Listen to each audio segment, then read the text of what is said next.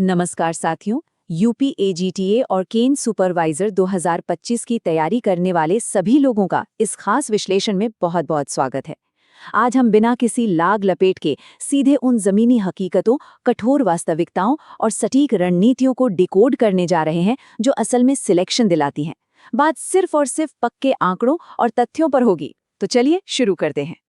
आज की इस चर्चा में हम फटाफट 5 अहम चीजें कवर करेंगे। पहला, असली परीक्षा पैटर्न। दूसरा, कृषि विषय का डीप ब्रेकडाउन।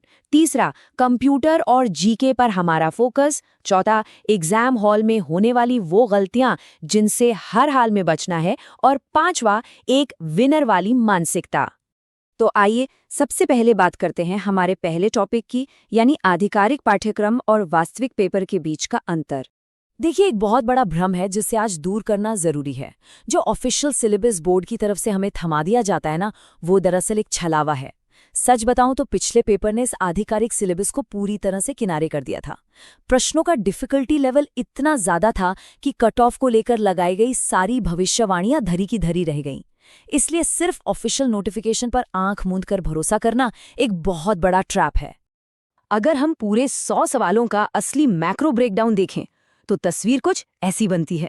पहले 65 सवाल पूरी तरह से एग्रीकल्चर के होते हैं। फिर सवाल नंबर 66 से 80 तक कंप्यूटर और आईटी का हिस्सा आता है। और आखिर में 81 से 100 तक जनरल नॉलेज के 20 सवाल होते हैं। पेपर बाइलिंगुअल होता है, लेकिन एक प्रो टिप याद रखिएगा। क्लैरिटी के लिए सवालों का अंग्रेजी वर्जन पहले पढ़ना चाहिए और हिंदी वाले हिस्से का इस्तेमाल सिर्फ तकनीकी शब्दों को समझने के लिए करना चाहिए। अब इस कोट को देखिए। आपको पता है पिछली बार क्या हुआ था? कट ऑफ सीधे 45 से 50 के बीच आ गिरी। और ऐसा क्यों हुआ?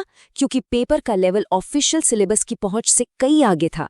ये आंकड़ा ही इस बात का सबसे बड़ा सबूत है कि सतही ज्ञान से काम बिल्कुल नहीं चलने वाला है। असली पेपर की डेटा की गहराई में उतरना ही पड़ेगा। अब आते हैं दूसरे और सबसे अहम हिस्से पर, यानी वो 65 सवालों वाला एग्रीकल्चर ब्लूप्रिंट। अक्सर तैयारी करते समय या यूं कहें कि ज्यादातर लोग सिर्फ एग्रोनॉमी रटते रहते हैं, राइट? लेकिन जरा इन आंकड़ों पर गौर कीजिए। बीज विज्ञान और पोस्ट हार्वेस्ट जैसे विषय जिन्हें हम अक्सर इग्नोर कर देते हैं, उनका वेटेज 6 सवालों का रहा। पशुपालन से सीधे 8 सवाल आए। इसका सीधा सा मतलब है कि सिर्फ एग्रोनॉमी के भरोसे बैठने से कुछ नहीं होगा। इन छोटे माने जाने वाले विषयों पर भी मजबूत पकड़ बनानी ही होगी। और अब जरा इस नंबर पे ध्यान दीजिए, 13। जी हाँ, पूरे 13 सवाल सीधे सीधे सरकारी योजनाओं, कृषि नीतियों और करंट अफेयर्स से पूछे गए थे। ये नंबर सच में इस पूरे एग्रीकल्चर सेक्शन को लीड करता है। इसे छोड़ने का मतलब है रेस से सीधा बाहर हो जाना। और योजनाओं में भी एक बड़ा कैच है। सिर्फ नेशनल लेवल की स्कीम्स पढ़ने से बात नहीं बनेगी। तैयारी का बैलेंस एकदम सटीक होना चाहिए। एक तरफ एमएसपी और ई नाम जैसी केंद्रीय योजनाएं हैं, तो दूसरी तरफ यूपी कार्बन क्रेडिट और स्टेट जीडीपी जैसी उत्तर प्रदेश की खास पहलें। इन दोनों को एक साथ लेकर चलना ही असली विनिंग स्ट्रैटेजी है। चलिए अब तीसरे हिस्से की तरफ बढ़ते हैं, जो है कंप्यूटर और जीके। ये वो निर्णायक 35 सवाल हैं जो तय करते हैं कि लिस्ट में नाम होगा या नहीं। कंप्यूटर के 15 सवालों की बात करें तो ऐसा नहीं है कि कुछ भी पूछ लिया जाता है। एग्जामिनर का सारा फोकस मुख्य रूप से हार्डवेयर, नेटवर्किंग, साइबर सिक्योरिटी और एमएस ऑफिस पर होता है। इसके अलावा ब्लूटूथ और वायरलेस कनेक्शन जैसी व्यावहारिक चीज़ों से भी सवाल बनते हैं। तो थ्योरी के साथ साथ इनकी प्रैक्टिकल समझ होना बहुत ज़रूरी है। और जो बचे हुए 20 जीके के सवाल हैं, उनके लिए भी एक दायरा सेट है। इतिहास और भूगोल तो है ही, लेकिन इसके साथ ही कुछ खास हस्तियों जैसे लाल बहादुर शास्त्री जी और राज्य की कल्याणकारी योजनाओं पर आपको खास फोकस रखना है। जीके असीमित है, लेकिन एग्रीकल्चर को प्राथमिकता देते हुए इसे स्मार्ट तरीके से कवर करना है। अब बात करते हैं चौथे और बहुत ही क्रूशियल पॉइंट की, बचने योग्य महत्वपूर्ण गलतियां, यानी परीक्षा हॉल के वो जाल जो आपके लिए बिछाए जाते हैं। ये देखिए, ये नंबर 5 बहुत बड़ा गेम चेंजर है।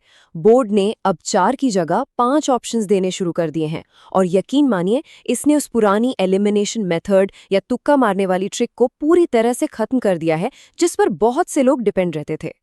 और इसी में छुपा है सबसे बड़ा ट्रैप, इनमें से कोई नहीं, यानी नन ऑफ दीज। पिछली बार MS एक्सेल और फादर ऑफ जेनेटिक्स जैसे 3 सवालों का ऑफिशियल सही जवाब यही 5वां विकल्प था। ये जानबूझकर उन लोगों को फंसाने के लिए रखा जाता है जो अपने जवाब को लेकर 100% श्योर नहीं होते। मतलब साफ है, अब एग्जाम में तुक्का लगाना लिटरली सुसाइडल हो सकता है। तो इस नेगेटिव मार्किंग की बारूदी सुरंग से कैसे बचें?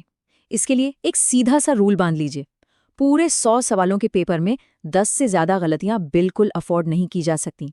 मॉक टेस्ट देते समय ही इस नंबर को अपना लक्ष्मण रेखा मानकर चलना होगा। फाइनली आते हैं अपने 5वें और आखिरी टॉपिक पर, सफलता की मानसिकता और भटकाव से बचना।